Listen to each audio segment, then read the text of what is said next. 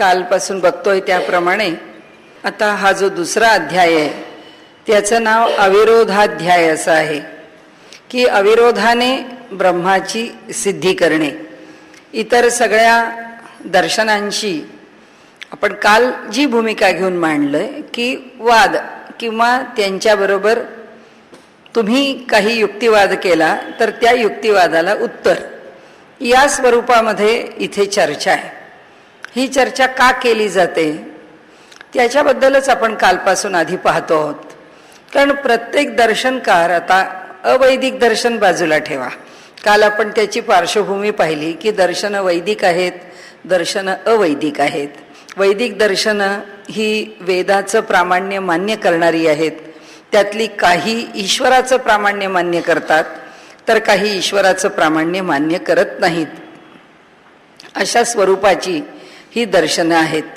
या दर्शनांच्या मध्ये वेदांचं अधिष्ठान एकदा मान्य केल्यानंतर त्यांनी काय मान्य करावं, ह्या प्रत्येक दर्शनाचं असं वैशिष्ट्य झालेलं आहे की त्यांना जे त्यातलं पटतं, किंवा आपण जसं आजच्या भाषेमध्ये बोलायचं तर कोणता तरी एखादा विचार, किंवा आज टी व्हीवरती जर बातम्या बघितल्या तर 10 बातम्या दिल्या तर 10 बातम्या त्यांच्या दृष्टीने महत्त्वाच्याच असतात, पण त्यातली एखादी बातमी ते हायलाईट करतात आणि ती जी हायलाईट करायची बातमी असते ती पुन्हा पुन्हा येते.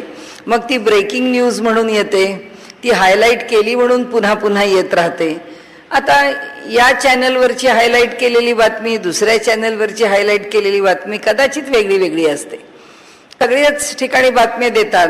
IBM लोकमत बघायला लागलो तर ते आणखीन कशाला तरी हायलाईट करतात.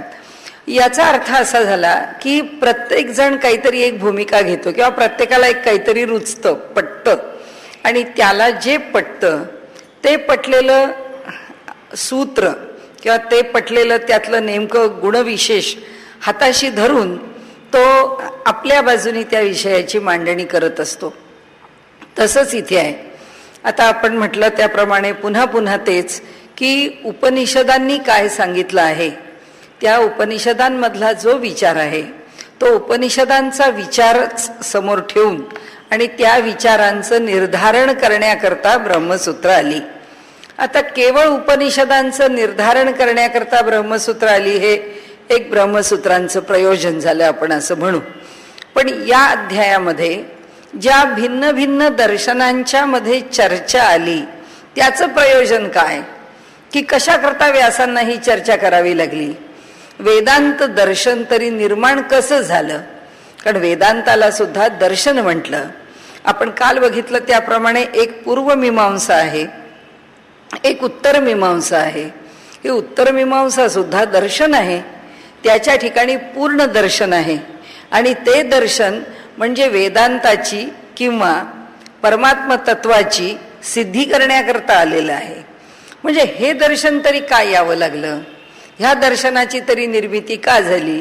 आपण त्याचं एक साधं सोपं सुटसुटीत उत्तर असं घेतलेलं आहे की उपनिषदांच्या मध्ये जे काही तत्वज्ञान मांडलेलं आहे ते उपनिषदांच्या मधलं तत्वज्ञान मांडताना 2 विधानांच्या मध्ये जर कुठे विरोधाभास जाणवला तर तो विरोधाभास दूर करून त्याच्यामधून एक निश्चित सिद्धांत मांडणे किंवा प्रस्थापित करणे, किंवा त्या निश्चित सिद्धांताकरता एक सूत्र किंवा एक अधिकरण त्याच्यामधून निर्माण होणे. काल आपण बघितलं त्याप्रमाणे की अधिकरण होणं म्हणजे एका विषयाकरता काही 2, 4, 5, 6, 7 सूत्र त्या ठिकाणी एकत्र येणं, त्याला अधिकरणाचं नाव दिलं. आणि आपण काल म्हटलं तसं की 555 सूत्र आहेत आणि 191 अधिकरण आहेत. म्हणजे जवळजवळ 4-5 सूत्र तरी एका अधिकरणात जातीलच की नाही, असे इतके विषय याच्यामध्ये घेऊन त्यांनी ब्रह्माची सिद्धी उपनिषदांच्या तत्वज्ञानाच्या मार्फत करण्याचा प्रयत्न केला. हे आपल्या दृष्टीने आता उत्तर पक्क झालं. आता उपनिषदामधलं आलेलं जे तत्वज्ञान आहे ते तत्वज्ञान कळून घ्यायला काहीतरी मांडणी ही करावीच लागते. का करावी लागते, ह्याला दर्शन का म्हटलं ब्रह्मसूत्राला, त्याचं कारण असं आहे की उपनिषदांनी परमात्मा कसा आहे, निर्गुण आहे, निराकार आहे, अखंड आहे, एकरस आहे, निरंजन आहे, निष्क्रिय आहे, उदासीन आहे, असं पुष्कळ वर्णन केलं. त्याचबरोबर तो सगुण आहे, तो साकार आहे, तो सविशेष आहे, तो ह्या सगळ्या प्रकट आविष्काराच्या रूपामधून पण त्याचं पुष्कळ वर्णन केलं. मग तो कसा सर्वज्ञ आहे, सर्वत्र उपस्थित आहे आणि सगळ्यांच्या मध्ये सामावून राहिलेला आहे.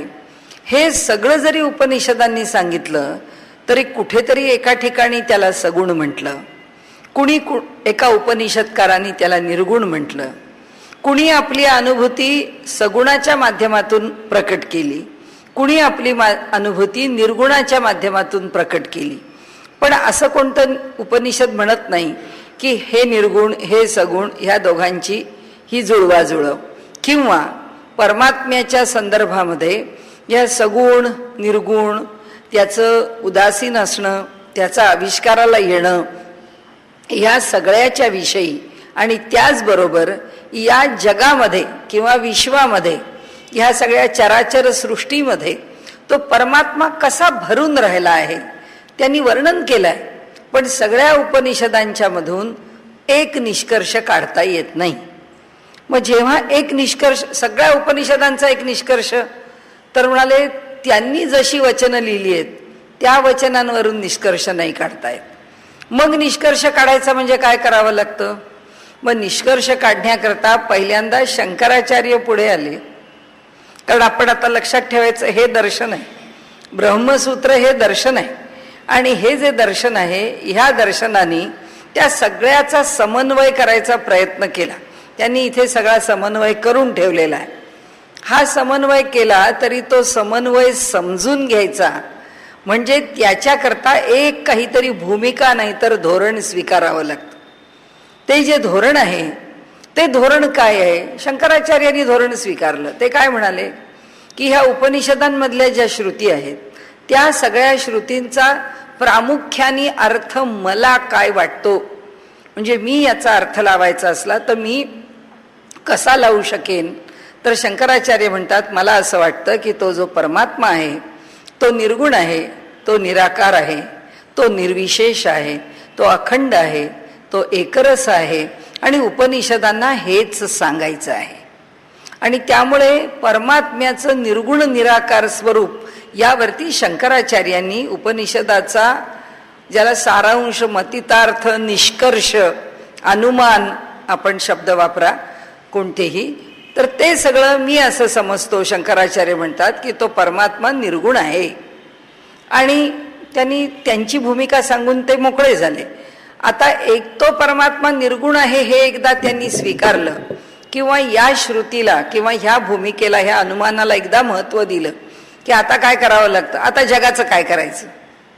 तो जो निर्गुण आणि निराकार आहे आणि तो जो कशामध्येच भाग घेणारा नाहीये, मग हे जग कोणी निर्माण केलं आणि ह्या जगाचं स्वरूप काय आहे? त्यांनी ताबडतोब सांगितलं की ह्या जगाचं स्वरूप मिथ्या आहे. हे जे नामरूपात्मक जग आहे हे जसं दिसतं आहे ते तसं नाही आहे, ते मिथ्या आहे, त्याचं ते स्वरूप नाही. झालं, आता ते मिथ्या आहे तर हे जग आणि हा परमात्मा हे जोडले कसे जायचंय? सगळी जी अडचण आहे तत्वज्ञानाची या तिघांना एकत्र समजून घेण्याची आहे की परमात्मा हा जीव आमच्या देहामध्ये राहतो आहे तो, आणि हे जगत, या तिघांना कसं समजून घ्यायचा हा प्रश्न आहे की परमात्म्याला काय म्हणायचं, या जीवाला काय म्हणायचं आणि या जगाला काय म्हणायचं. आता शंकराचार्यांनी सांगितलं हे जग नामरूपात्मक जग मिथ्या आहे, परमात्मा निर्गुण आहे. मग आता हा जीवभावाला आलेला कोण आहे? हा जीव कोण आहे? तो जो निर्गुण निराकार आहे तो काही करत नाही तर, आणि हा जीव जसा कोण आहे तसं ह्या सगळ्याला सांभाळणारा कोण आहे? ह्या सगळ्यांच्या मध्ये राहून नियमन करणारा कोण आहे? अनुशासन करणारा कोण आहे? अनुशास्ता कोण आहे? हा प्रश्न आला पुन्हा. आता या प्रश्नाचं उत्तर द्यायला शंकराचार्यांनी सांगितलं की सोपं आहे काम. म्हणजे हे जे काम करतं ते माया करते, ती माया आहे. त्या मायेने हा जो निर्गुण निराकार परमेश्वर आहे तो सगुण साकार होतो आणि तो त्या मायेमुळे सगुण साकार होतो आणि या जगामध्ये हे सगळं नामरूपात्मक जग आहे ते त्या मायावी परमात्म्याने निर्माण केलेलं असल्यामुळे ते मिथ्या आहे. विषय सोपा आहे, विषय मांडून झाला आहे आणि त्यामुळे त्यांनी त्यांच्या बाजूनी हा विषय मांडला. शंकराचार्यांनी या एका भूमिकेची सिद्धी केली. आता शंकराचार्यांनी जेव्हा या पद्धतीने सिद्धी केली त्यावेळी शंकराचार्यांचं हे मत सगळ्यांनाच पटेल असं नाही आहे. आता शंकराचार्यांचं हे मत ज्याला पटलं तो शंकराचार्यांचा अनुयायी झाला. ज्याला हे मत पटलं नाही, वल्लभाचार्य म्हणाले माया कशा करता? त्या ईश्वराला किंवा त्या परमात्म्याला, त्या परब्रह्माला तुम्ही जे शबलत्व देता आणि तुम्ही असं म्हणता की ह्या मायेमुळे त्याच्या ठिकाणी शबलत्व म्हणजे त्याच्या ठिकाणी उपाधीचा दोष निर्माण झाला. मायेची उपाधी परमात्म्याला लागली. का लागते? लागण्याचं काही कारण नाही. शंकराचार्यांनी जेव्हा हे असं होतं असं म्हटलं की तो निर्गुण आहे, निराकार आहे, अखंड आहे, एकरस आहे, याला श्रुती आहेत की नाही? भरपूर श्रुती आहेत. याला मान्य करायला वेदामध्ये प्रमाण आहे की नाही? भरपूर प्रमाण आहे. त्या प्रमाणावरती अधिष्ठित त्यांनी त्यांचं तत्वज्ञान मांडलं. त्याच प्रमाणावरती आता तोच वेद आहे, वेदाचंच प्रामाण्य आहे. वल्लभाचार्य उभे राहिले. वल्लभाचार्य म्हणाले आम्ही तुमचा मायावाद मानत नाही, आम्हाला माया मान्यच नाही आहे. आम्ही असं म्हण की हा जो ईश्वर आहे यांनी काय केलं? तत्सृष्ट्वा, त्यांनी ही सगळी सृष्टी निर्माण केली आणि मग काय केलं? प्रविशंती, त्याच्यामध्ये प्रवेश केला त्या सृष्टीमध्ये. म्हणजे काय केलं? निर्माण करणारा सुद्धा हा परमात्माच आहे. ह्या परमात्म्यानीच ही सृष्टी निर्माण केली आणि ही निर्माण झालेली जी सृष्टी आहे त्या सृष्टीमध्ये जाऊन तो राहिला. त्या सृष्टीमध्ये त्यांनी प्रवेश केला आणि त्या सृष्टीत त्यांनी प्रवेश केल्यानंतर त्याचं नियमन करण्याचं काम तो करू लागला.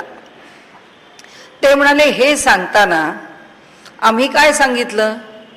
आम्ही एवढंच सांगितलं की ब्रह्म जे आहे, शंकराचार्यांनी ब्रह्मावरती परिणाम होत नाही, त्यांना मान्य नाही की ब्रह्मावरती कसला परिणाम होऊ शकतो.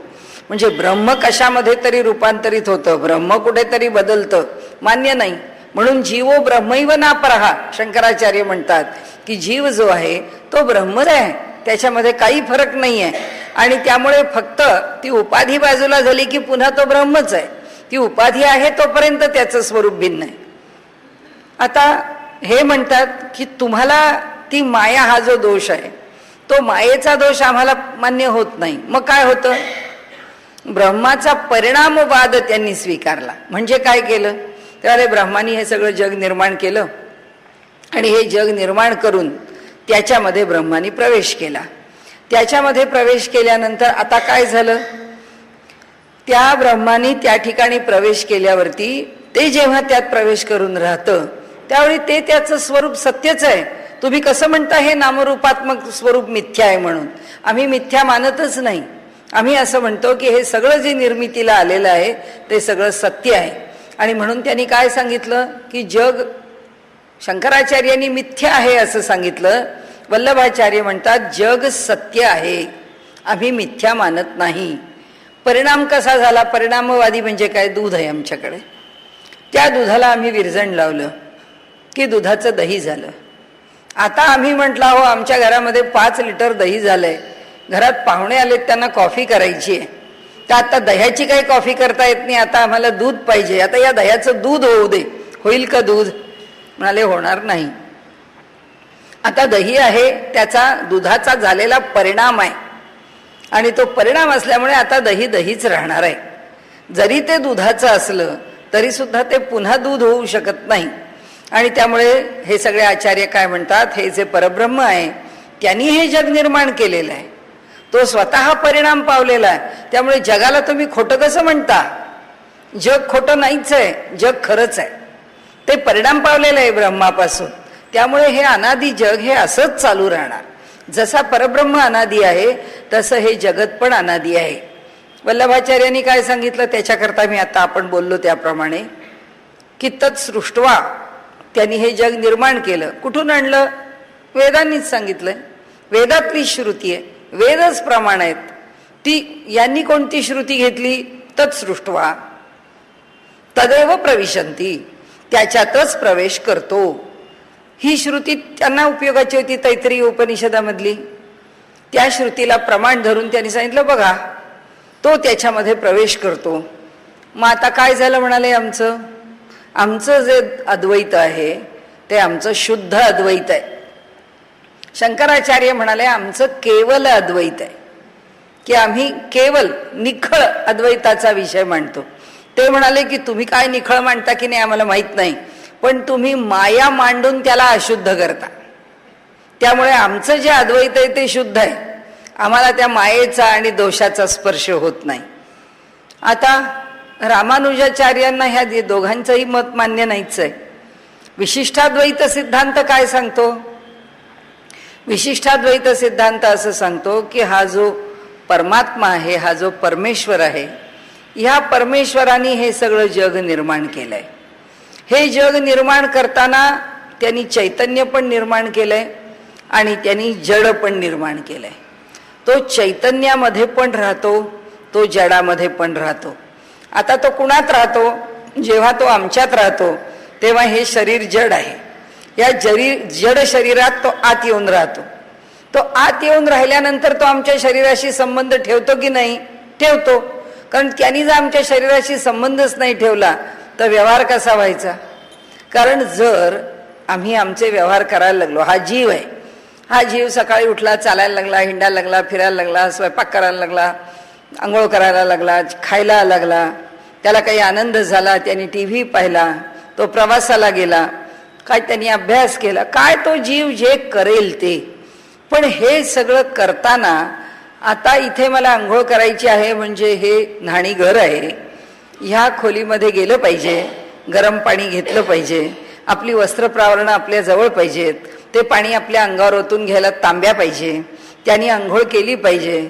त्याकरता आपण आपल्याला स्वच्छ करण्याकरता आपल्या देहाला आपल्याला साबण वापरायचं आहे, आपल्याला कोणतं द्रव्य वापरायचं आहे, उटणं वापरायचं आहे, काय जे आपल्याला पाहिजे असेल त्याचा वापर करायचा आहे आणि देहाची शुद्धी करायची. या सगळ्याचं त्याला भान पाहिजे एकानंतर एक करायला. हे भान जर त्याला पाहिजे असेल तर जो हे करतो, जो जीव म्हणजे त्याच्या ठिकाणचा वैश्वानर नावाचा आत्मा हे जे सगळं काम करत असतो त्याला परमेश्वर आत साक्षी असतो. तो साक्षी आहे म्हणून आता या कृतीनंतर ही कृती करायची आहे याचं आपल्याला भान आहे. जेव्हा परमेश्वर अलगपणाने साक्षी भावानी देहात राहतो आणि आमच्याकडनं कार्य करून घेतो तेव्हाच आम्हाला ते कार्य करताना काय क्रमाने करायचं आहे, योग्य करायचं आहे, व्यवहाराच्या पातळीवर परिणाम पावणार आहे असं करायचं आहे ते घडू शकतं. नाहीतर आपल्याला खूप आनंद झाला, आपल्याला खूप दुःख झालं, कुठलं तरी संकट खूप जोरात अंगावर येऊन पडलं. आता आपल्या लेहला एवढी ढगफुटी झाली, त्याच्यामध्ये इतकी लोक बेपत्ता झाली, इतकी लोक मारली गेली. तिथे काही लोक संकटग्रस्त असतात, त्यांची संख्या आज म्हणजे आतापर्यंत आपण ऐकतोय ती संख्या 15,000च्या वर आहे, की 15,000च्या वर लोक तिथे संकटग्रस्त आहेत आणि त्या ढगफुटीमुळे सापडलेले आहेत आपत्तीमध्ये. आता ती आपत्ती ज्या क्षणी आली त्यावेळी कळलं की जर जीव वाचवायचा असेल तर पळत सुटलं पाहिजे, ह्याच्यापासून लांब गेलं पाहिजे, नाही तर कशाच्या तरी संरक्षणाखाली गेलं पाहिजे. कुठेतरी अत्यंत संरक्षित जागेत राहिल्याशिवाय मला काही गत्यंतर नाही असं जेव्हा लक्षात येतं तेव्हा मनुष्य जे काम करायला लागतो, पळायला लागतो, धावायला लागतो, कुणाला पकडतो, खाली पडतो, ठेच काढतो, पुन्हा उठतो. नंतर जेव्हा तो सुरक्षित राहतो तेव्हा तो म्हणतो बाप रे काय केलं मला आठवत नाही, मी कसा इथे येऊन पोचलो मला माहीत नाही, पण त्या प्रसंगातून सुटलो असं मात्र माणूस म्हणतो. मग तेव्हा त्याला आठवत नाही असं का होतं? त्याला अतिशय आनंदात सुद्धा आपण काय ओरडलो का हसलो का रडलो का डोळे भरून आले का आपल्याला काही कळलं नाही, आपल्याला कळत नाही, इतका आनंद झाला की आपल्याला समजत नाही का असं होतं. त्याचं कारण असं आहे की परमात्मा साक्षी आहे आणि जे करायचं आहे ती वृत्ती ह्या जीवाच्या ठिकाणी आहे. ती जे काही करण्याची वृत्ती आहे ना, ती वृत्ती जेव्हा त्याचं भान, त्याची जाणीव, त्या वृत्तीचा तरंग जेव्हा स्वतंत्रपणाने शिल्लक राहत नाही आणि ती वृत्तीच जेव्हा वृत्तीरहित होते, म्हणजे आत्ता या क्षणी काय करायचं याचं भानच राहिलं नाही, काय करायचं हे लक्षात न राहिल्यामुळे, त्याचं भान न राहिल्यामुळे तिथे तो जो साक्षी परमात्मा आहे तो आणि हा वैश्वानर या दोघांमध्ये भेद नाही राहत, ते दोघे एकच होऊन जातात आणि ते दोघे एक झाले की आपल्याला काही स्मरण राहत नाही, त्याच्याशी तो एकरूप होतो आणि आपलं स्मरण विसरतो. आपल्याकडे ते मोठे मोठे ते बोर्ड्स येतात बघा घरी छान छान सुविचारांचे, त्याच्यामध्ये ती एक याच विषयाशी जोडलेली एक कथा आहे. त्यांनी सांगितलं, त्या कथेत त्यांनी असं लिहिलंय, जे काही 15-20 ओळी आहेत, की तो एक जण म्हणतो की परमेश्वरा, तुझ्यावर माझी इतकी श्रद्धा आहे की तुझ्या श्रद्धेने मी प्रत्येक क्षणी तुझंच बोट धरून चालतो आणि मला माहिती आहे की त्यामुळे माझ्या पावलांच्या बरोबर तुझी पावलं उमटतात, माझे 2 पाय आणि तुझे 2 पाय असे आपण बरोबर चालत जातो. पण देवा, मी जेव्हा संकटात पडतो आणि तुला हाक मारतो त्यावेळी मात्र फक्त माझीच पावलं असतात, तुझी पावलं नसतात. म्हणजे संकटात तू माझ्याकरता येत नाहीस, संकटात मी एकटा असतो, एरवी तू माझ्या बरोबर असतोस. मग देव त्याला उत्तर देतो की अरे उलट आहे, एरवी तू आणि मी वेगळे चालतो, पण जेव्हा संकट येतं तेव्हा मी तुला कडेवर उचलून घेतो आणि जी पावलं असतात ती माझी असतात, मी तुला सुरक्षित राखलेलं असतं. याचा अर्थ काय आहे की ज्यावेळी वृत्ती एका टोकाने उत्कट होते, भावविवश होते, तेव्हा त्या वृत्तीचं जे वृत्तीपण आहे ते इतकं विशुद्ध असतं की ते परमेश्वराशी एकरूप होऊन जातं. ती वृत्ती स्वतंत्र राहत नाही आणि ती वृत्ती स्वतंत्र राहत नाही म्हणून आपल्याला त्याचं भान राहत नाही आणि जोपर्यंत भान आहे तोपर्यंत त्याची जाणीव आहे. आता हे केवल अद्वैत सिद्धांत काय सांगतो की ते म्हणतात की हा जो परमात्मा आहे, हा परमात्मा काय करतो, ते म्हणाले हा जो परमात्मा आहे हा आमच्या हृदयात येऊन बसतो. हा आमच्या हृदयात येऊन कसा बसतो, ह्या सगळ्या देहाला चालवण्याकरता जो संबंध आवश्यक आहे तेवढा संबंध त्याच्याशी जोडतो आणि तो तसा नाही जोडला तर ह्या देहाचे व्यापार चालणारच नाहीत. म्हणून त्यांनी सांगितलं की जशा काही त्या ईश्वराने खोळी घालून घेतल्या आहेत आपल्यावरती, की जसं आमचा एकेकाचा देह म्हणजे एक खोळ आहे, अशा सगळ्या वस्तू आहेत. मग तो काय फक्त आमच्यातच भरून राहिलाय का? रामानुजाचार्य म्हणतात नाही, विशिष्टाद्वैत सांगतं नाही, जे रामानुजाचार्यांनी सिद्ध केलंय ते म्हणतात नाही, तो या वस्तूंमध्ये पण भरून राहिलाय. तो जर ह्याच्यात भरून राहिला नसता आणि हे ज्याच्याकरता तयार केलं आहे, परमात्मा याच्यात भरून राहिलेला आहे आणि ह्या लोखंडाच्या वरती त्याचं नियंत्रण आहे म्हणून लोखंड लोखंडासारखं वागतं आहे. जर त्याच्यावरती परमेश्वराचं नियंत्रण नसतं आणि तो स्वयं नियंत्रित असता तर तो म्हणला असता रोज मी काय म्हणून कठीण राहू, आज मी कापसासारखं होणार आहे. ते जर आज कापसासारखं झालं तर आम्हाला याच्यातून बोलताच येणार नाही. लोखंडाला लोखंड, सोन्याला सोनं, तांब्याला तांब, चांदीला चांदी, गव्हाला गहू, तांदूळाला तांदूळ, हे ठेवण्याचं काम कोण करतो, त्याला त्या स्थितीमध्ये कोण ठेवतो? रामानुजाचार्य म्हणतात की परमात्मा त्या जडामध्ये सुद्धा प्रवेश करतो आणि त्याच्याशी सुद्धा संपर्क ठेवतो. म्हणजे ह्या संपूर्ण विश्वामध्ये तो व्यक्तीच्या ठिकाणी चेतन रूपाने राहून व्यक्तीचा व्यवहार करतो, जडाच्या ठिकाणी प्रवेश करून जडाला नियंत्रित करतो आणि त्याला त्याच्या नियमामध्ये व्यवहार करायला सांगतो.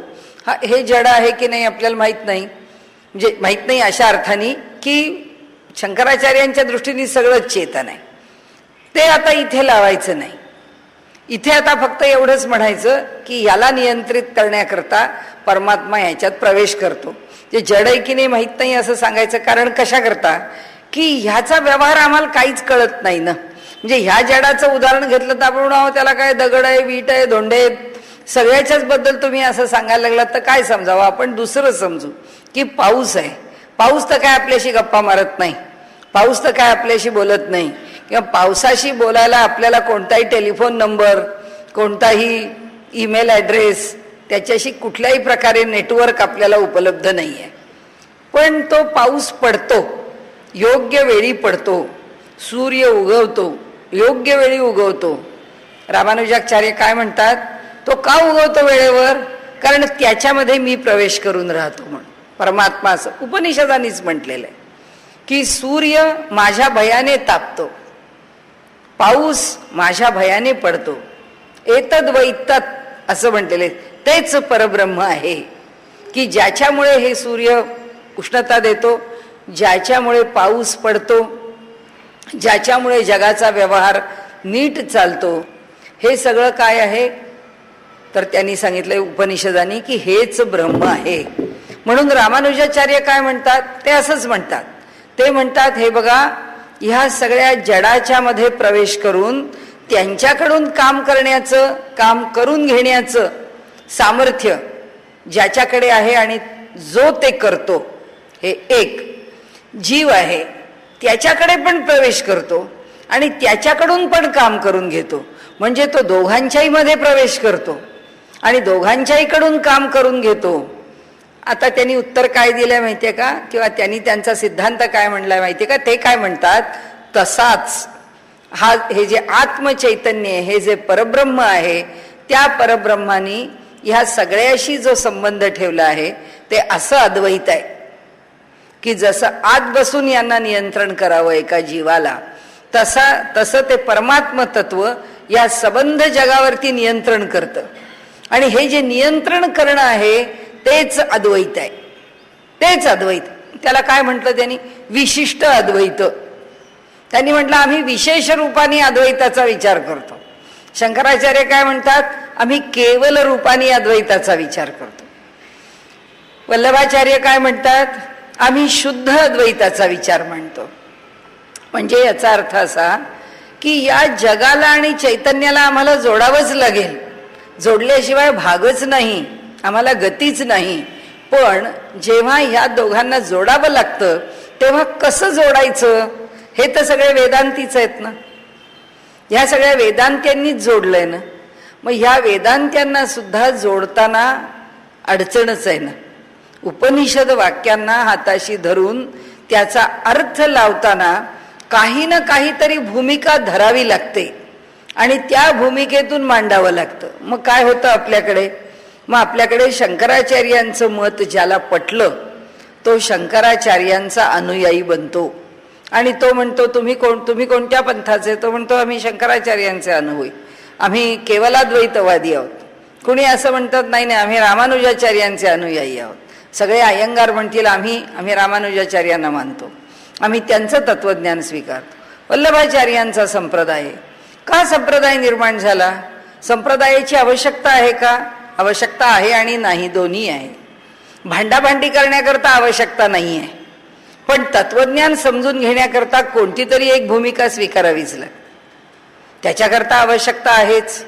कोणत्या तरी माध्यमातून पक्क घट्ट उभं राहून सगळ्या वेदवाक्यांचा अर्थ समजून घ्यावा लागतो आणि त्याकरता प्रत्येक जण आपल्या बाजूनी धडपड करतो की वेदाचा अर्थ आम्हाला समजून घ्यायचा आहे. मध्वाचार्य काय म्हणतात, मध्वाचार्य म्हणतात तो परमात्मा इतका श्रेष्ठ आहे, विष्णू हे सर्वोत्तम तत्व आहे, त्याच्यापेक्षा श्रेष्ठता कुणालाच नाही. मग आता ही जी प्रकृती आहे ती कोण आहे तर त्याचं पादसंवाहन करणारी रमा त्याची दासी आहे आणि ती जी रमा दासी आहे ती रमा दासीच हा सगळा व्यवहार करते. आणि ह्या सगळ्या व्यवहारात हे जे सगळं जग त्यांनी निर्माण झालेलं आहे, हे सगळं जग जिच्यापासून निर्माण झालं आहे त्या रमेपासून, या जगातली प्रत्येक गोष्ट भिन्न आहे. का भिन्न आहे? कारण साखरेचा जो गुणधर्म आहे तो काय मिरचीचा आहे, मिरचीचा जो गुणधर्म आहे तो काय कारल्याचा आहे, कारल्याचा जो गुणधर्म आहे तो काय साईचा आहे. म्हणजे प्रत्येकाचा धर्म वेगळा आहे. हे सगळं एक आहे हे सांगण्याची तुम्ही गल्लत का करता? हे सगळे जर एकमेकांपेक्षा वेगळे आहेत तर तुम्ही त्यांना एक समजूच नका. ते प्रत्येक वेगळं वेगळं आहे, ते आपापल्या परीने एकमेकांच्या मध्ये मिसळलेलं आहे. चेतन जडाशी मिसळलंय, चेतन चेतनाशी मिसळलेलं आहे, जड जडाशी मिसळलेलं आहे, जड चेतनाशी मिसळलेलं आहे. असं प्रत्येकांचे एकमेकांशी जे मिसळणं आहे, एकमेकांच्या जवळ येणं आहे, असे त्यांच्यामध्ये 5 भेद आहेत की जे 5 भेद जड जड, जीव जीव, जीव जड, अशा प्रकारचे भिन्न भिन्न भेद जर विचारामध्ये घेतले तर ते म्हणतात त्या भेदाने ही सगळी सृष्टी निर्माण झाली आहे. तुम्हाला ह्या सृष्टीचं वर्णन करायचं आहे ना, शंकराचार्यांनी महत्त्व कशाला दिलं? आत्ता विद्यमान सृष्टी तुम्हाला दिसते आहे, या सृष्टीचा अर्थ लावा. शंकराचार्यांनी महत्त्व कुणाला दिलं? जे परब्रह्म प्राप्त करून घ्यायचंय त्याचं मूळ स्वरूप समजून घेण्याचा प्रयत्न करा. त्याच्याकरता या जगाच्याकडे उपेक्षेने पहा, किंवा त्याचं फार महत्त्व नाहीच आहे, ते त्याच्या रूपामध्ये शाश्वत राहत नाही. त्याचं कशाला महत्त्व दिलं आचार्यांनी? लयाला महत्त्व दिलं, नाशाला महत्त्व दिलं. की हे जग जरी सातत्याने दिसत असलं तरी ह्या जगातली कोणतीच वस्तू नित्य नाहीये. ती जर नित्य नाही तर तुम्ही त्याला सत्य कसं म्हणता? जे सत्य आहे ते नित्य असलं पाहिजे. ते नित्य नाही म्हणजे ते सत्य नाही, म्हणून ते मिथ्या आहे. मध्वाचार्य म्हणतात प्रत्येक गोष्ट सत्य आहे. त्याचं कारण असं आहे की ती तुमच्या डोळ्याला प्रत्यक्ष दिसतीये आणि ती सत्य नाही. तांदूळ मिथ्या आहे, मग तो भात करून खाता कशा करता? जर पोटाला खाण्याकरता भाताची आवश्यकता आहे, जर वरण शिजवून त्याच्याबरोबर डाळ भात जर खावाच लागणार आहे, तर मग डाळ आणि भात किंवा डाळ आणि तांदूळ हे मिथ्या आहेत म्हणायचं काय कारण आहे? ते सत्यच आहे, तेच पुष्ट करणार आहेत. डाळ ज्यांनी पुष्ट करते त्यांनी तांदूळ पुष्ट करत नाही. आजच्या भाषेमध्ये बोलायचं तर एखाद्याच्याकडे प्रोटीन डेफिशियन्सी निर्माण झाली आणि त्याला पुष्कळ कार्बोहायड्रेट्स खायला घातले, पुष्कळ दिले. कार्बोहायड्रेट्समध्ये आपण धरून चाला, भात खाऊ घातला, भाकरी खाऊ घातली, पोळी खाऊ घातली. डॉक्टर म्हणतील अहो त्याला प्रोटीन्स खाऊ घाला. तुम्ही त्याला भात आणि पोळी आणि भाकरी काय खाऊ घालता? त्याला डेफिशियन्सी प्रोटीन्सची आहे, त्याला डेफिशियन्सी कॅल्शियमची आहे, त्याला डेफिशियन्सी व्हिटॅमिन बीची आहे किंवा B12 आहे, काय तुमचं व्हिटॅमिन ई आहे, जे असेल ते.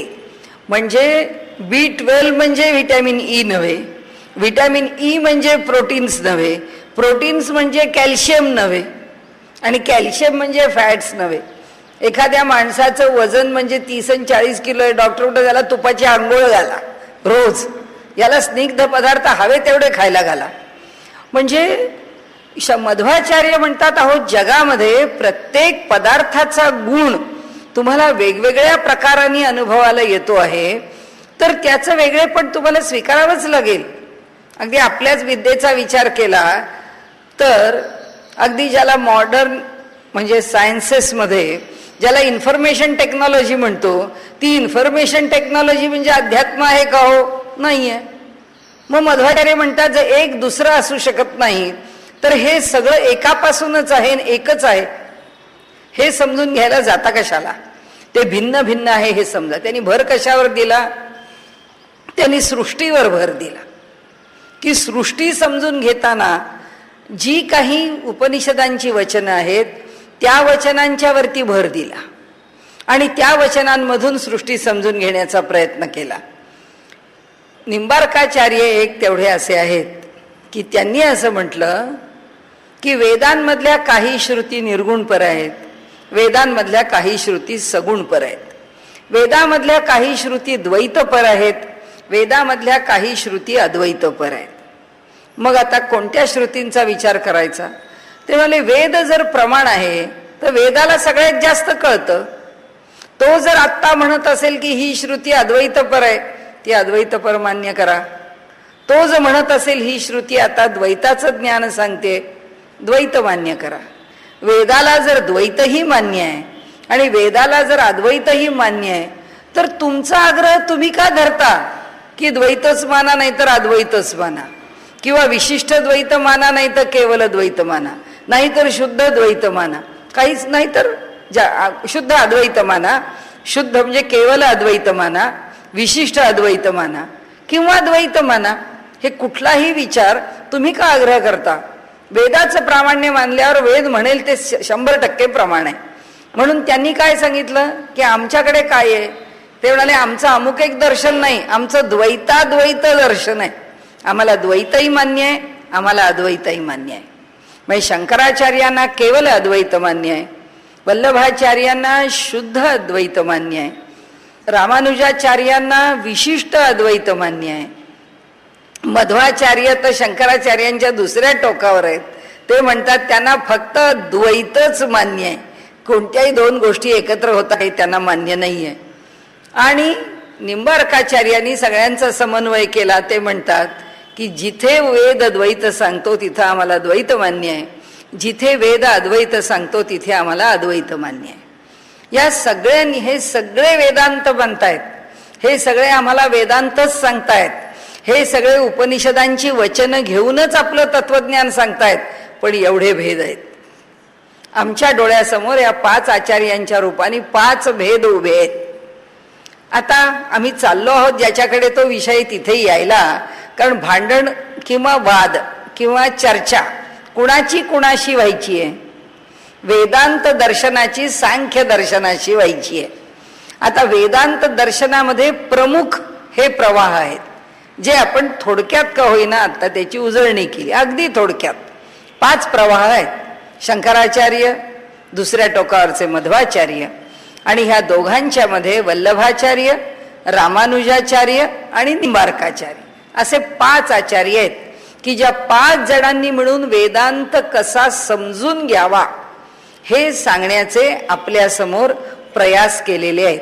प्रयास केले तसं का म्हणायचं? त्याचं कारण आहे की हे आचार्य जेव्हा उपनिषदावर भाष्य लिहितात किंवा ह्या ब्रह्मसूत्रावर भाष्य लिहितात त्यावेळी अडचण काय येते? ब्रह्मसूत्रांनी काय केलंय? ब्रह्मसूत्रांनी काय भूमिका घेतली आहे? शंकराचार्यांची घेतली आहे, मध्वाचार्यांची घेतली आहे, रामानुजाचार्यांची घेतली आहे, वल्लभाचार्यांची घेतली आहे का निंबार्काचार्यांची घेतली? त्यांनी कोणाचीच घेतलेली नाही. व्यासांची भूमिका कोणाची? उपनिषदांची. उपनिषदांनी काय म्हटलंय त्याचा समन्वय करण्याचा प्रयत्न केलाय. उपनिषदांचा समन्वय काय? तर ब्रह्म हे अंतिम तत्व आहे आणि त्या ब्रह्माच्या सिद्धीकरता ज्याचे जे दोष असतील ते दोष दूर करण्याचा प्रयत्न केलाय. ब्रह्माच्या प्राप्तीकरता साधनेचा अध्याय सांगितलाय आणि साधना केल्यानंतर काय फळ मिळतं ते सांगितलंय. म्हणजे व्यासांची भूमिका काय झाली? व्यासांनी कोणतीच भूमिका घेतली नाही. व्यासांनी फक्त उपनिषदांच्या मध्ये असणारी संदिग्धता दूर केली. आता ती संदिग्धता जेव्हा समजवायची वेळ आली तेव्हा प्रत्येक आचार्यांनी एक भूमिका घेतली. ती का घेतली? व्यासांना नाही वाटलं का की बाबा इथे चेतन आणि जड हे जोडताना उपनिषदांनी निश्चित उत्तर दिलेलं नाही. व्यास म्हणाले नको देऊ दे, कळतं हे जर वेद प्रमाण आहे तर वेदाला समजतंय की वेदांनी काय द्यावं, काही आवश्यकता नाही, आमच्या मनामध्ये संदेह नाही असं व्यासांनी सांगितलं. की मला संदेह नाही, जे उपनिषदांनी सांगितलं ते मी ठेवलं. पण आता व्यवहारामध्ये दुसऱ्याला पटवून द्यायची वेळ आल्यावर असं होतं ना की लोक आपल्याशी वादविवाद करायला येतात की अहो ईश्वर आहे का? आता आपली बुद्धी आपल्या पद्धतीप्रमाणे विचार करील.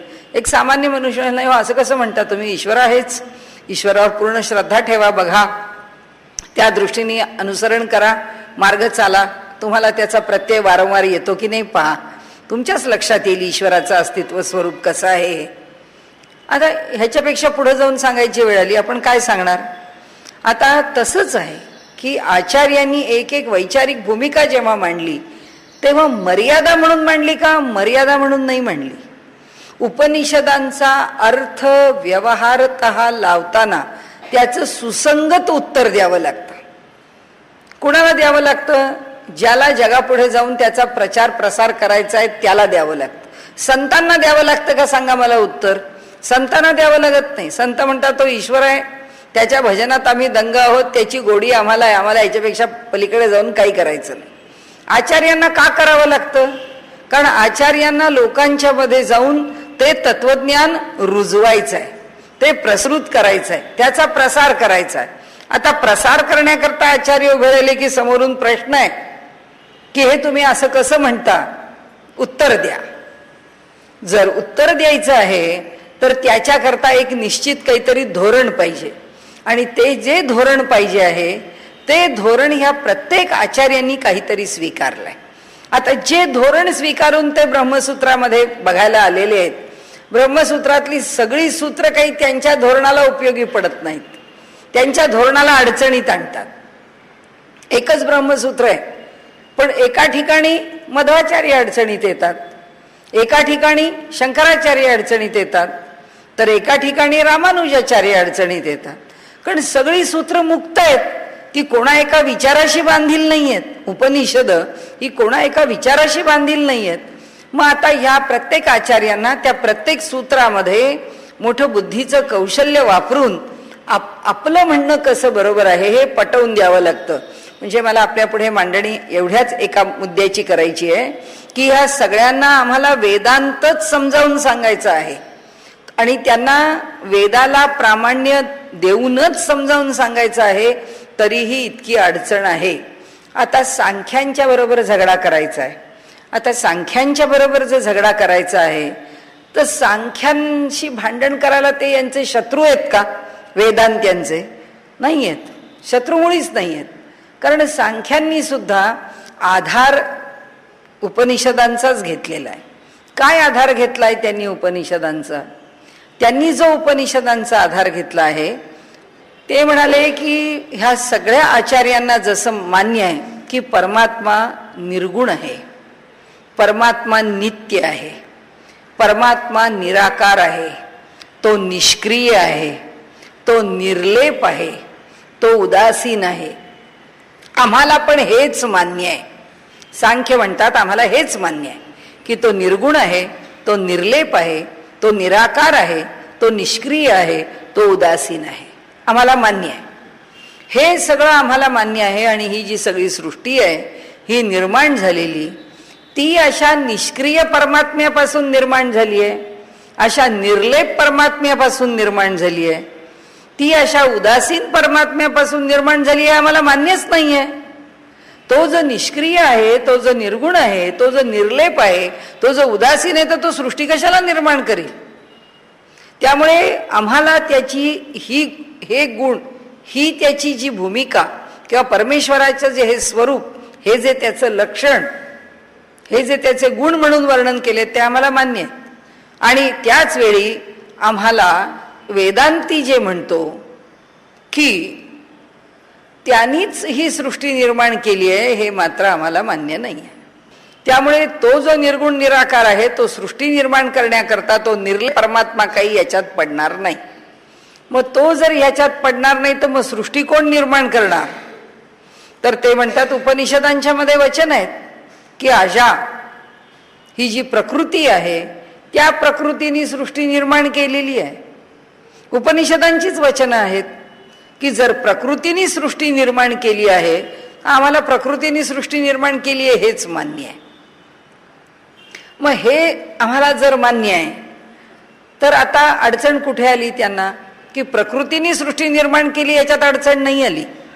त्यांना जी अडचण आली ती गोष्ट अशी आहे की ह्या प्रकृतीने काय निर्माण केलं? ही प्रकृती जड आहे, ही प्रधान आहे. आपण काल म्हटलं तसं या प्रकृतीने सगळे पुतळे उभे करून ठेवून दिले. हे सगळ्या जगात ही झाडं बिडं सगळं निर्माण करून ठेवलं. पण ह्या झाडात चैतन्य, ते निर्माण केलेल्या पुतळ्यात चैतन्य, ह्या सगळ्या सृष्टीत चैतन्य, ते तर भरावंच लागेल. मग ते कोणी भरलं? कारण ते कुणीतरी तर भरायलाच पाहिजे. मग त्यांनी सांगितलं की हा जो पुरुष आहे तो आम्हाला मानला पाहिजे. मग हा पुरुष हा जो शब्द आहे वेदांच्या मधला, तो अत्यंत प्रौढ गंभीर अर्थाने युक्त आहे, फार व्यापक अर्थ आहे.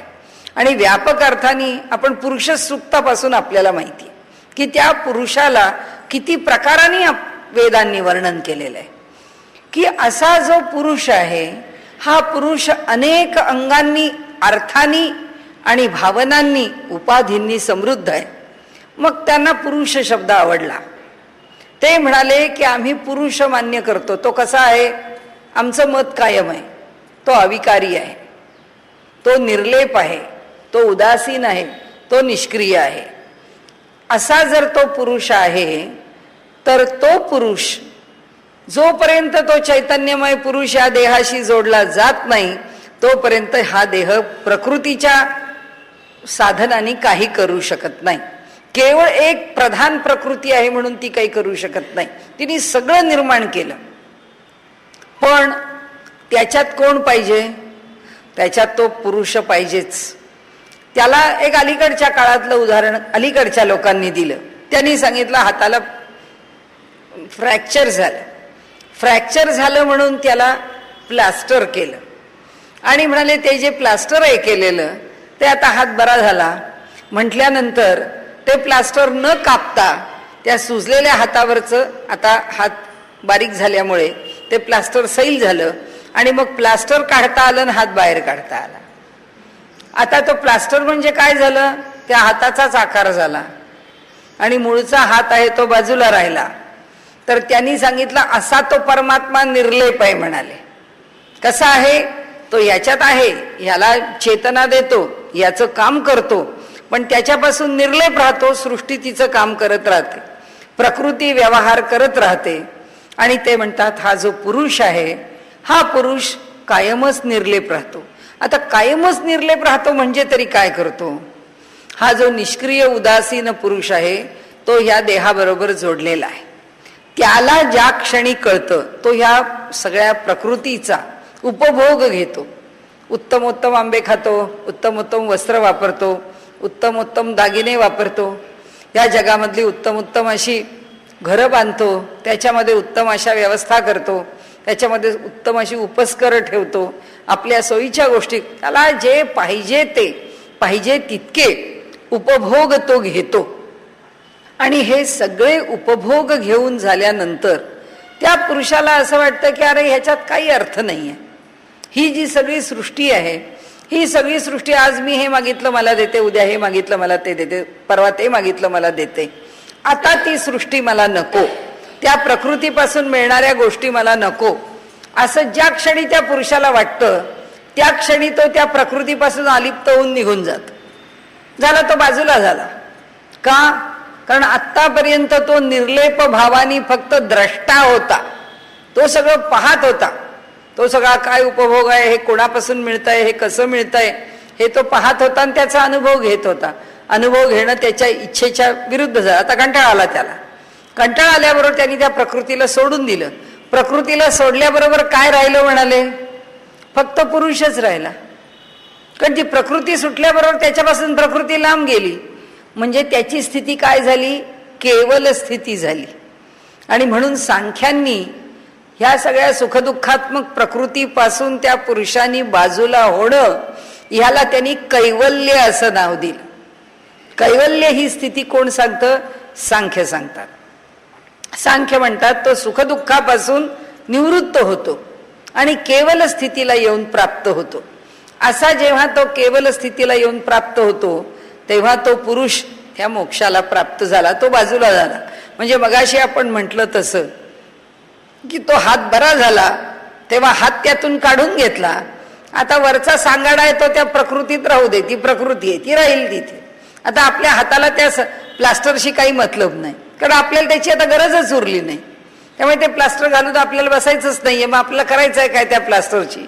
तसा तो पुरुष आहे की आता आपल्याला या प्रकृतीचा उपभोगच नको आहे, मग आता करायचं आहे काय आपल्याला, आपल्याला आता काही त्याची गरज उरली नाही, असा तो बाजूला जातो असं सांख्यांनी सांगितलं. आता हा पुरुष कसा आहे त्यांचा? माझ्या ठिकाणी एक, यांच्या ठिकाणी एक, त्यांच्या ठिकाणी एक, जगामध्ये प्रत्येकाच्या ठिकाणी एक एक वेगळा पुरुष आहे. का वेगळा पुरुष आहे? ते म्हणतात अहो तुमचा जो एकच परमात्मा हाच जर सगळीकडे भरून राहिला तर सगळ्याच जीवांना एकदम भूक लागली पाहिजे, सगळ्याच जीवांना एकदम झोप आली पाहिजे. कारण बटन ऑन केल्यासारखं होईल की ह्या एका क्षणी सगळ्या जगभर लोकांना भूक लागली, कारण आत्मा एकच आहे. ते म्हणाले असं होत नाही, आमचं प्रत्येकाचं दैव वेगळं आहे, आमची प्रत्येकाची प्रकृती वेगळी आहे. प्रकृती म्हणजे स्वभाव प्रकृती. कोणाला गोड आवडतं, कोणाला तिखट आवडतं, कोणाला हिंडायला आवडतं, कोणाला घरात बसायला आवडतं, कोणी शांत आहे, कोणी रागीट आहे. ही जी सगळी प्रकृती आहे ही कोण आहे? ह्या सत्वरज तमाची वेगळी वेगळी झालेली ही संमिश्रणच आहे. त्यामुळे प्रत्येक जण वेगळा आहे. मग असा जर प्रत्येक जण वेगळा आहे तर मग तो तुम्ही एकच पुरुष आहे किंवा एकच परमात्मा आहे आणि तो सगळीकडे भरून राहिलाय असं का म्हणता? आम्ही काही असं मानत नाही. आम्ही असं म्हणतो की तो कोणी एक चेतन आहे, तो त्या सगळ्यांच्या मध्ये वेगळा वेगळा, पुरुष नंबर 1, पुरुष नंबर 2, पुरुष नंबर 3 असे अनंत, असे प्रत्येकाच्या ठिकाणी वेगळे वेगळे भरून राहिलेले आहेत. आणि त्यामुळे ते एक चैतन्य आणि सगळं निर्माण करणारी प्रकृती, हे असं आम्ही मान्य केलं. आणि त्यांनी हे सगळं इतकं नीटनेटकं मांडलं आहे सांख्यांनी. त्यांना काय उत्तरं द्यायची ते आता आपल्याला बघायचंच आहे सगळं. पण सांख्यांनी जेव्हा असा हा पुरुष भिन्न भिन्न आहे आणि याच्या डोक्यावर कोणी परमात्मा नावाचा कोणीही नाही, म्हणजे कोण आहे, एक पुरुष आहे, एक प्रकृती आहे. त्या प्रकृतीपासून सत्व रज तम आहे. त्या सत्व रज तमामधून जीवसृष्टी निर्माण झाली आणि जडसृष्टी निर्माण झाली. जीवसृष्टीच्या मध्ये मन निर्माण झालं, 5 ज्ञानेंद्रिय निर्माण झाली, 5 कर्मेंद्रिय निर्माण झाली. तिकडे त्या जडसृष्टीमध्ये 5 तन्मात्र निर्माण झाले, 5 महाभूत निर्माण झाली. हे सगळे निर्माण झाले. हे निर्माण करताना या ठिकाणी सांख्य म्हणतात ही सगळी उतरंड जी आहे ती कुणाची आहे, प्रकृतीपासून खाली आहे. त्याला पुरुष पाहिजे कुठे, तो फक्त निमित्ताला साक्षी द्रष्टा पाहणारा, लांबून कुणीतरी अवलोकन करणारा, त्याच्यामध्ये राहून ह्या सृष्टीचा व्यापार पाहणारा. म्हणजे हृदयात राहिला तरी त्याला काही करायचं नाहीच आहे. ते म्हणतात तो निष्क्रिय आहे. त्या सगळ्या गोष्टी आपल्याला एक एक एक एक हे करत असताना, त्यांच्यावरचे आरोप दूर करताना आपल्याला ते अधिक खोलात जायचंय. पण त्याचं एक दर्शन समोर पाहिजे ना आपल्या, की काय म्हणतात सांख्य. तर ते म्हणतात हा फक्त साक्षीभावानीच राहायला पाहिजे, हा साक्षीभावानीच राहणारा आहे. याच्यापेक्षा त्याला काही फारसं मतलब नाहीये किंवा त्याला फारसं काही प्रयोजन नाहीये. असं म्हटल्यानंतर आता वेदांत्यांनी त्यांना पुष्कळ झोडपलाय आणि ते ईश्वर मानत नाहीत किंवा ते परब्रह्म मानत नाहीत. ते का मानत नाहीत त्याचं कारण ते म्हणतात आम्हाला त्याची गरजच वाटत नाही. ही जी प्रकृती आहे ही सगळं निर्माण करते. तो जो पुरुष नावाचा जो जीव आहे, ज्याला सुख किंवा दुःख प्राप्त होतात, त्याला दुःखाची निवृत्ती व्हावी असं वाटतं आणि त्याला सुखाची प्राप्ती व्हावी असं वाटतं. पण सुख नावाची गोष्ट काय आहे, दुःख नावाची गोष्ट काय आहे, हे सगळंच जर प्रकृती आहे तर तो प्रकृतीपासून वेगळा झाला की झालं, मग त्याला सुखही नाही त्याला दुःखही नाही. म्हणजे काय, तो केवल राहिला, तो केवल झाला, म्हणजे तो कैवल्यावस्थेला प्राप्त झाला. त्या अवस्थेला प्राप्त झाला की प्रकृतीचा विषय संपला. म्हणाले आता ही पुरुष आणि प्रकृती आम्ही आणली कशा करता, हे एवढंच समजावून देण्याकरता. म्हणजे आपल्याला एक अगदी मूलभूत मुद्दा डोक्यात पक्का फिक्स करून ठेवायला पाहिजे, अगदी नोंदवून ठेवायला पाहिजे पूर्णपणे. तो काय आणि कसा, की ह्या प्रत्येकाला ही जी उपनिषदाचं तत्वज्ञान वाचताना जी अडचण येते, काही ना काहीतरी शंका, आपण एखादं पुस्तक वाचलं हे सगळं पटलं पण आपल्याला एवढं नाही पटलं, यातलं सगळं मान्य आहे पण हे काय आपल्याला मान्य होत नाही, हे काय आपल्या बुद्धीला पटत नाही. ज्याच्या बुद्धीला जे पटत नाही, सांख्य म्हणतात आम्हाला तो निर्गुण निराकार परमात्मा ही सृष्टी रचतो हेच आम्हाला पटत नाही. तो निर्गुण निराकार आहे ना, मग तो निर्गुण निराकारच राहायला पाहिजे. तो कसा काय सृष्टी रचायला येतो, ही कल्पनाच त्यांना सहन होऊ शकत नाही. म्हणून ते म्हणतात प्रकृती प्रधान आहे.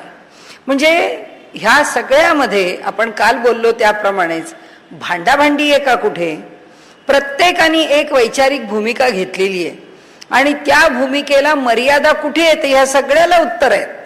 या सांख्यांनी उपस्थित केलेल्या सगळ्या प्रश्नांना उत्तर आहेत.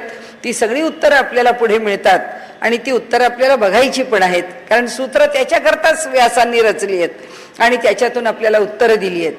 पण इथे सांगण्याचा हेतू असा आहे की सांख्यांनी, आपण शेवटी एकदा त्यांचं दर्शन बघून आजचा विषय थांबवू. त्यांचा जो पुरुष आहे तो पुरुष कसा आहे, तो ना प्रकृती आहे आणि तो ना विकृती आहे. म्हणजे काय, त्याच्यापासून काही निर्माणही होत नाही आणि तो प्रकृती पण नाही. म्हणजे तो काहीच नाही, तो उदासीन आहे, तो निष्क्रिय आहे, तो निर्लेप आहे. म्हणून त्यांच्या भाषेमध्ये न प्रकृतीही न विकृतीही असं त्याचं वर्णन केलेलं आहे. प्रकृती कशी आहे, ती तिच्या ठिकाणी जी काही आहे त्यात काही बदल होत नाही, कारण तिच्यात विकृती होत नाही म्हणून. तिच्या मूळ स्वरूपात काही विकृती होत नाही. जिला प्रकृती असं म्हटलेलं आहे तिच्यात काही बदल होत नाही. का होत नाही ते आपण सगळ्या गोष्टी आपण पुढे पाहू. त्यांनी सत्व, रज आणि तम हे 3 गुण आहेत. आणि ही काय अवस्था आहे, जे प्रकृतीत आता भेद होत नाही, प्रकृती बदलत नाही. हे एकदा मान्य केल्यावर प्रकृती ही स्थिती काय आहे ती अशी समजून घ्यायची की प्रकृती ही स्थिती सत्व, रज, तमाची साम्य अवस्था आहे, म्हणजे इक्विलिब्रियम स्टेट आहे. ती त्या ठिकाणी काहीही बदल संभवत नाही. जोपर्यंत नुसती प्रकृती आहे तोपर्यंत हे दिसणार आहे का, हे काही दिसणार नाही. प्रकृतीच्या ठिकाणी सत्व, रज, तम हे 3 गुण जे आहेत ते साम्य अवस्थेला आलेले आहेत. आता बदल केव्हा होणार, जेव्हा सत्व, रज, तमामध्ये तारतम्य येईल, म्हणजे तरतम होईल, म्हणजे काहीतरी कमी काहीतरी जास्त. या दोघांमध्ये जेव्हा तारतम्य तिघांमध्ये सुरू होईल, कधी सत्व जास्त आहे, कधी रज जास्त आहे, कधी तम जास्त आहे, असं जेव्हा त्याचं प्रमाण जसं ज्या प्रकारे बदलेल त्याप्रमाणे काय होईल, सृष्टी निर्माण होईल. म्हणजे विकार कुठे निर्माण होणार आहे, त्या ठिकाणी विकृती कुठे निर्माण होणार आहे, ती विकृती जी आहे ती ह्या गुणांच्या ठिकाणी निर्माण होणार आहे. आता ह्या गुणांच्या मधून काय निर्माण होणार आहे, सत्व, रज, तमामधून, हे ह्याच्यातून जे निर्माण व्हायचं आहे.